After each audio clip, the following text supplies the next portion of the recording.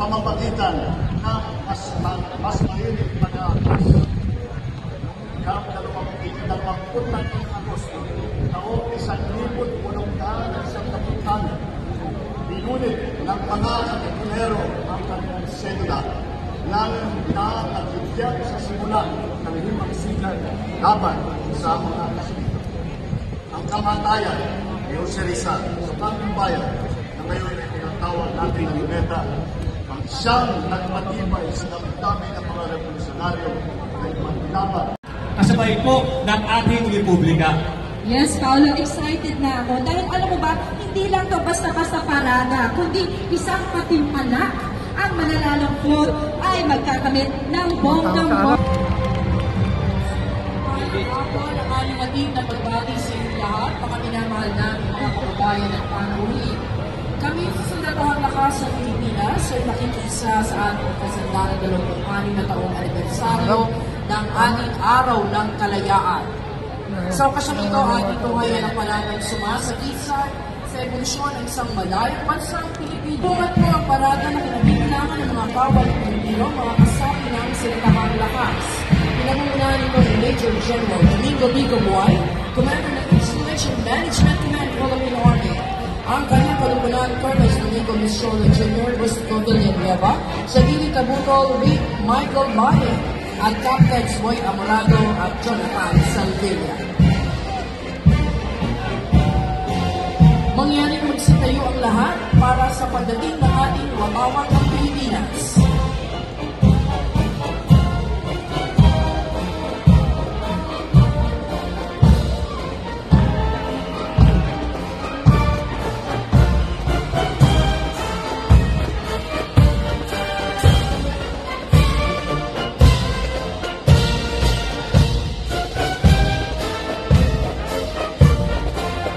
Maaari na kung magsiupo ang lahat.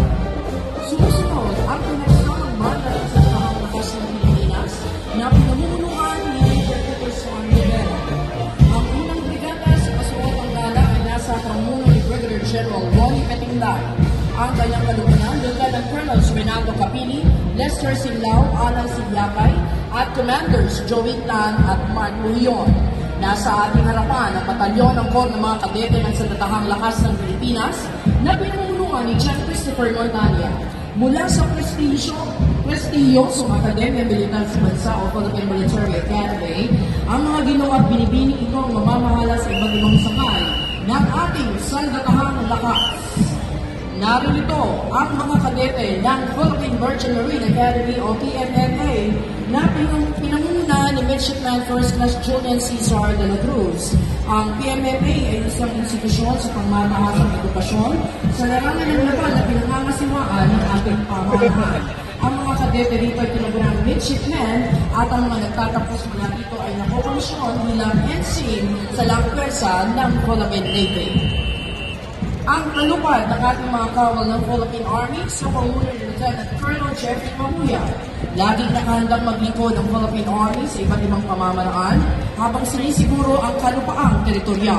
Isinusulong ang kaalaman pamamagitan ng Armed Military Sea Patrol System at iniyaang ang pangantasang kabuhayan ng ating mga kababayan. Bitiin itong maging world-class, multi-ready at cross-remain capable sa taong 2014. Narito ang talupad ng mga kawal ng Philippine Navy sa pangunguna ni Commander Jorge Ciscar. Ang Philippine Navy ang siyang nagmulang tagapagtanggol at pangalagan ng ating nasa sa pitong dagat. Nagsasagawa ng mercy missions, rescue and relief operations sa panahon ng kalamidad at kabilang na rin ang pangangalaga sa yamang dagat at kapaligiran nito.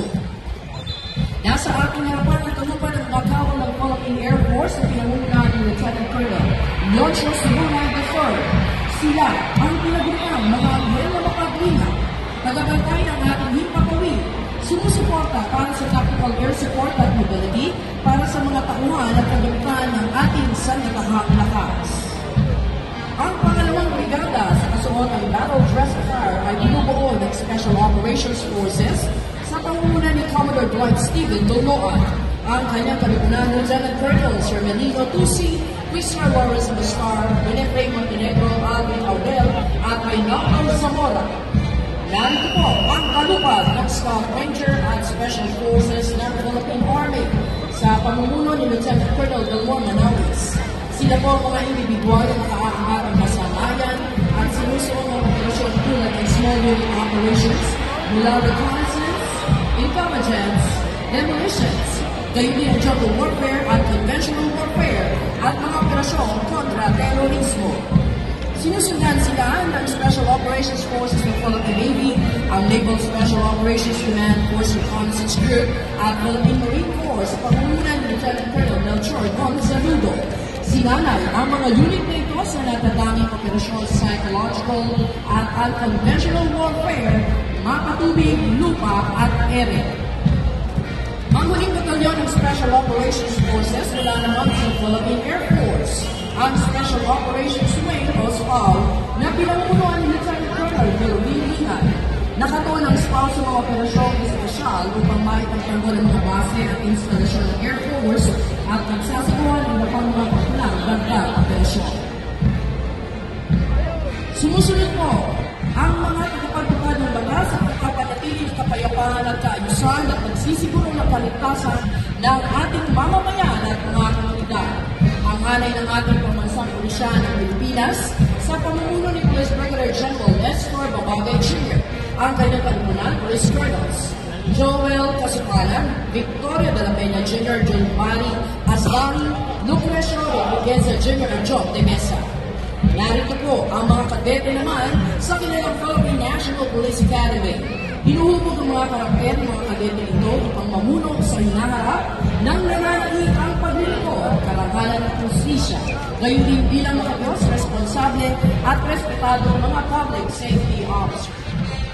Kasunod ng Special Action Force sa kanilang pangunahing maneuver unit ng kapulisan na nakatuon sa rapid deployment sa anumang lugar sa bansa, partikular sa mga sitwasyong may pambansa at internasyonal implikasyon sa larangan ng kontraterorismo, kontra-insurhensya, hostage rescue, civil disturbance management, search and rescue at iba pang espesyal na operasyon. Nandiyan din po ang PNP Aviation Security Group, isang special operations unit sa panguna ni Police Captain Ernesto Frogoso Jr. Kabilang dito sa hanay ng ating kapulisan ng Model Force, Battalion, SWAT at Highway Patrol Group na tinaguriang the Guardians of the Highway. Narito rin ang PNP Search and Rescue, Forensic Group at Civil Disturbance Management. Isinusulong ng ating kapulisan ng pangarap at opisyon na maging isang ahensya ng mga lingkod bayan na may kakayanan, epektibo at mapagkakatiwalaang pulisya sa pagkikipagtulungan sa mga komunidad tungo sa pagtatamon ng tahimik, maayos at ligtas na paligiran upang pamumuhayan at kaganapan ng kalakalan. Isa naman po sa ating pangunahing tagapangalaga at tagapagtaguy ng kaligtasan, kalinisan at seguridad sa ating karanapan at yamang dagat, ang Philippine Coast Guard na pinamumunuan ni Coast Guard Commodore Eduardo de Luna Jr. Ang kanyang kalimunan, Coast Guard Captain Sector Rafi Michael Andak, Oliver Danseco, Coast Guard Commanders Alberto Ferre, Alexander Cortuz at Richard Pura. Ang unang batalyon ay nasa pamuno ni Coast Guard Commander Arvin Liwan. Pinalakas sa Republic Act 1993 of Philippine Coast Guard Law, ang PCG pinanganap na Uniformed and Armed Service attached to the Department of Transportation and Communications. Ang pangalawang batalyon, pinamumunuan ni Coast Guard Lieutenant Commander Paul Ives Kakalindi. Pangunahing tungkulin ng Philippine Coast Guard, ang Maritime Search and Rescue, Maritime Safety, Marine Environmental Protection,